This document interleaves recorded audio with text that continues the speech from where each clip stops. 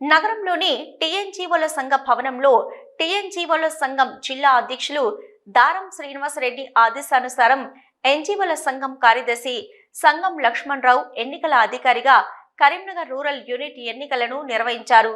ప్రతి పదవికి single nomination రావడంతో ఎన్నికల్లో నూతన కార్యవర్గాన్ని ఏకగ్రీవమైనట్లు ఎన్నికల అధికారి ప్రకటించారు. ఈ సందర్భంగా టీఎన్జీఓల జిల్లా అధ్యక్షులు ఎంప్లాయీస్ జేఏసీ చైర్మన్ దారం శ్రీనివాసరెడ్డి మాట్లాడుతూ ఈ రోజు ఎన్నికైన ప్రతి రూరల్ యూనిట్ సభ్యునికి శుభాకాంక్షలు చెప్తూ ఎన్నికైన సభ్యునికి సాల్వా కప్పి పూలమాలతో సత్కరించారు.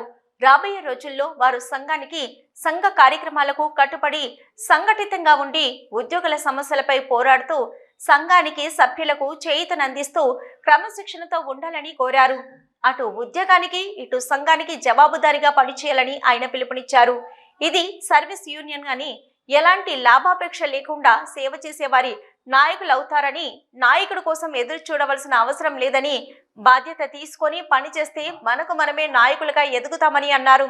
రూరల్ యూనిట్ అధ్యక్షుడిగా కోడూరి వాస్తవిక్ గౌడ్, కార్యదర్శిగా కొమ్మర శ్రీనివాసరెడ్డి, కోశాధికారిగా గాలి బాలాజీ ఎన్నికైనట్లు ప్రకటించారు.